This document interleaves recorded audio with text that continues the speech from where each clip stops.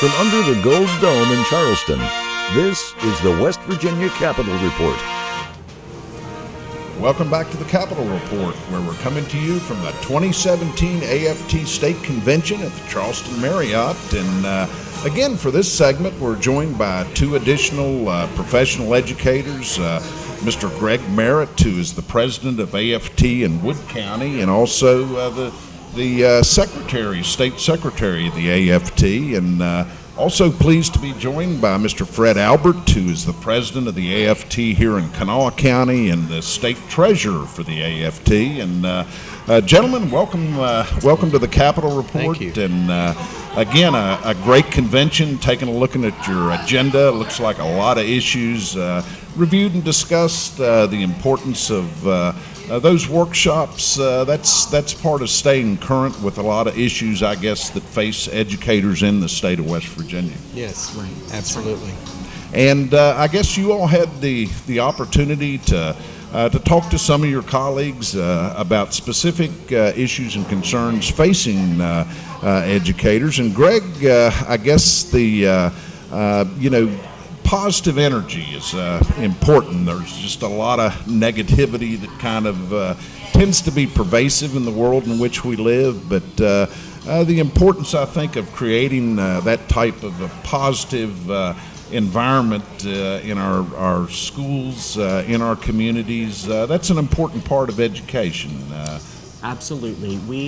We believe in AFT, and I believe personally that children will learn best when they feel safe and they feel secure in a classroom. And part of that classroom environment has to be a positive affirmation atmosphere from the teacher. And it is sadly easy to let all of the negative around us impact us and influence us, so we have to work hard at keeping a positive attitude for our students. No doubt about it. And you had the chance, I think, to talk to Jessica Robinson, another educator here attending this conference, and this is what Jessica had to say. Why is it important to stay positive in your job? I think it's really important to stay positive in our jobs, because if you are happy in your job, that directly goes to the kids, and that's what's important. So if we're happy, it makes our kids happy, and then you have learning. And if we want to have a child-centered curriculum and we want our kids to be learning, and you have to stay positive in your job. When a teacher finds himself falling into a negative space, what is a couple of quick things he could do to bring himself back to a positive space? We talked about this a lot in our workshop that we did, and I think for me one of the most important things was the mantras. To have something that you can really just sit back, take a breath, and say to yourself, mine is every cloud has a silver lining, because I always want to try to find the positives in things. And sometimes you just have to sit there and do those things and take a moment, and that's really important to do in your job. How can an entire staff work together to help bring positive energy to the whole school? I think it's really important to do things together as a staff that aren't necessarily always work-related. We are trying to we talked about some things like a sunshine committee, where you really just uplift each other, whether it's a birthday or anything like that, to really just uplift one another and have luncheons together. Bowling is some things that people do. And just to keep a positive attitude, stay away from negativity, and make sure that you are uplifting each other all the time. It's easy to not do that. In our workshop, we talked about exchanging positive notes. How can those notes impact teachers in a really good way? Sometimes we don't get a lot of positive feedback as teachers. We go in, we do our jobs, and we hope that we're doing a good job, and you can see the light bulbs going off, but especially from staff to staff, you don't get a lot of positivity sometimes. You don't get feedback. So to get a note that says that, hey, you're doing a good job, or hey, we appreciate what you're doing, it can change not just your day, that could change your whole outlook on your job and on your peers, and that's something that really creates positivity. And again, I guess a lot of things can impact and affect the education of our children. But again, maintaining that positive message can't be underestimated. That's for sure. I agree. Okay, and Fred, again, I think you had an opportunity to also conduct an interview, and in this instance, you had a chance to talk to Melissa Huffman and the importance of professional conduct. Teachers, sometimes you're in occupations where you're kind of in a glass house. You have to be a little bit careful, not only about your personal conduct and behavior, but how people perceive that in the community. And certainly people's children are important, and teacher conduct is something that you always have to be vigilant about. Absolutely. And as professional educators, we are entrusted with a sacred trust.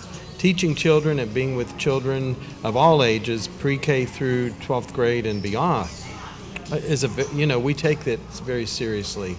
And many times I know that teachers get a bad rap, but we are held to a higher standard. What we do on the job and off the job is scrutinized by the public, because when a parent sends a child for you to care for, they expect quality care. You bet. And you had the chance to talk to one of our professional educators here in attendance at the conference, Melissa Huffman, and this is what Melissa had to say.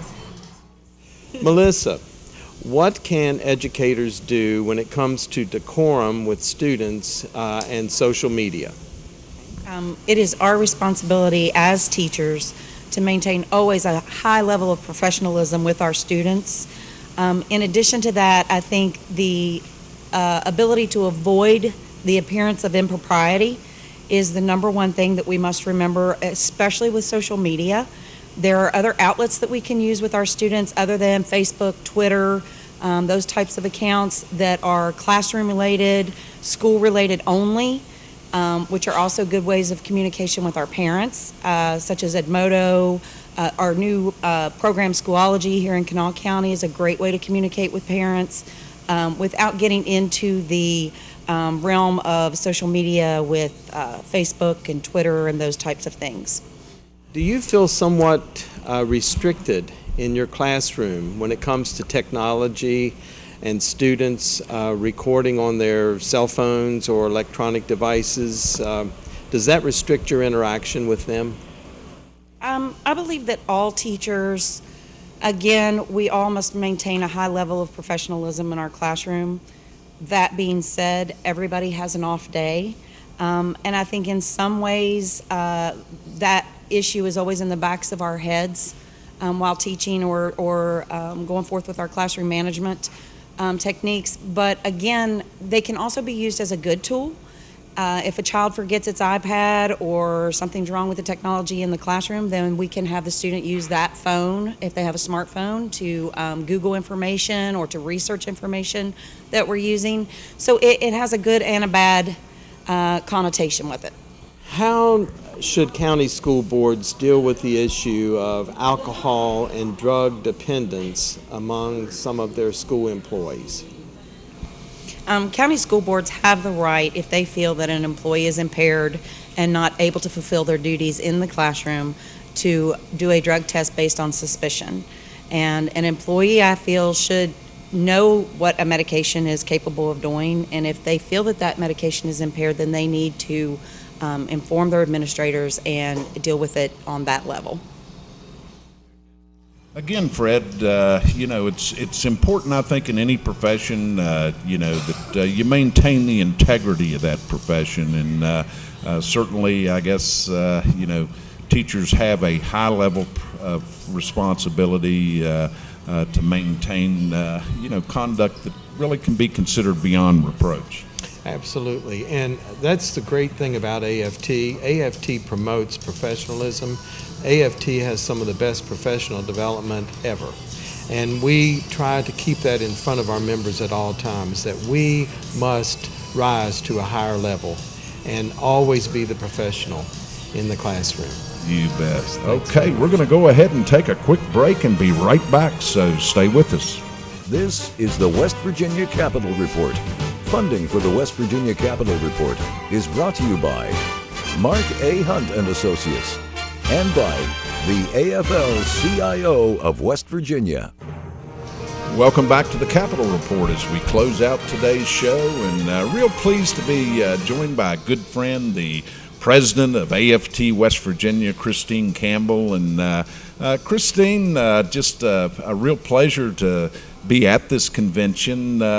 You're bound to be pleased with what you all have been able to discuss and talk about in the last couple of days. Tell us a little bit about what you think you may have accomplished here today.